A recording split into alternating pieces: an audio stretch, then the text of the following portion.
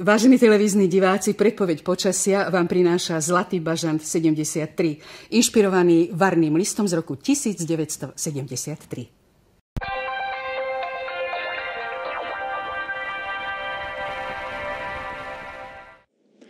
Pravidelná zvučka ohlásila začiatok relácie o počasí a ja vás vítam pri jej sledovaní.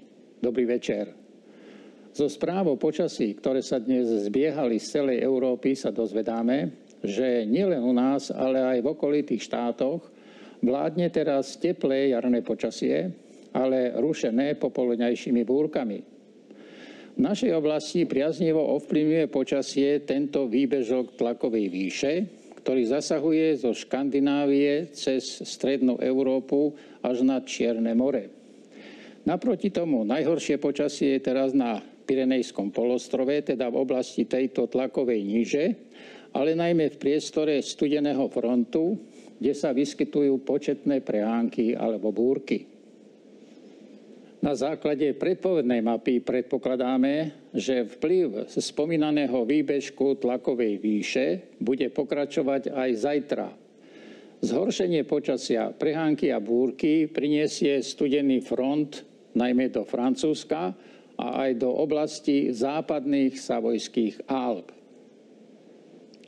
Podľa takto predpokladaného vývoja poveternostnej situácie očakávame zajtra na západnom Slovensku prevažne polooblačno, len ojedinele sa môžu vyskytnúť prehánky alebo búrky a najvyššie teploty popoludní 18 až 22 stupňov.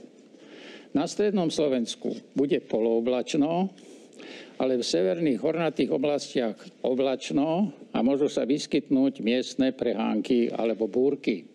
Maximálne denné teploty 17 až 21 stupňov.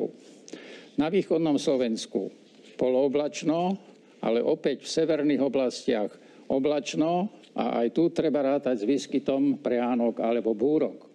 Najvyššie teploty popoludní 17 až 21 stupňov. Na celom území bude fúkať iba slabý premenlivý vietor, ktorý pri búrkach prechodne zosilnie. Ak sa chystáte zajtra na hory, vyberte sa radšej v ranných alebo predpoludňajších hodinách. Počas dňa bude postupne pribúdať kopovitá oblačnosť a v poludňajších a popoludňajších hodinách treba rátať s miestnymi búrkami.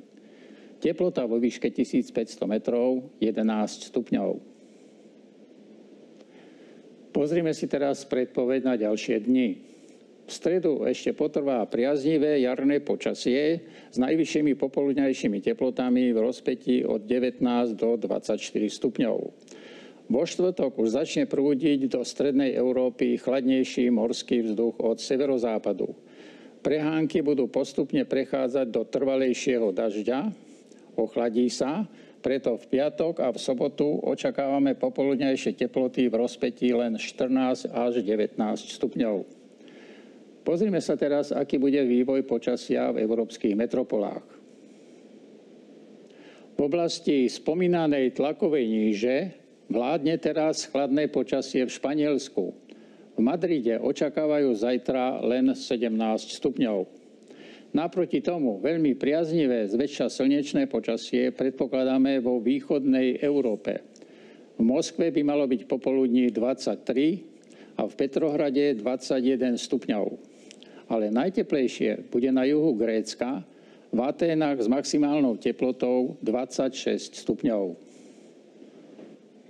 Najčastejšia otázka, s ktorou sa na nás meteorológov v tomto období obracajú záhradkári a poľnohospodári, sa týka neskorých jarných mrazov. V tomto roku spôsobili značné škody v minulom mesiaci a na príčine bol aj príliš skorý nástup tohoročného vegetačného obdobia v dôsledku teplého jarného počasia už v marci. V tomto týždni sú pred nami ešte traja zmrzliaci, Pankrác, Servác a Bonifác, ale ako ste videli aj v našej predpovedi, zostanú pravdepodobne dlžní svojej povesti, pretože pokles teploty pod bod mrazu v najbližších dňoch nepredpokladáme. V budúcom týždni to ale nemožno celkom vylúčiť.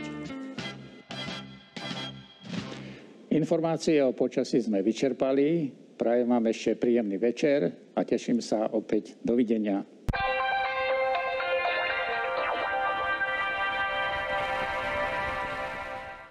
Vážení televízni diváci, predpoveď počasia vám priniesol Zlatý bažant 73, inšpirovaný varným listom z roku 1973.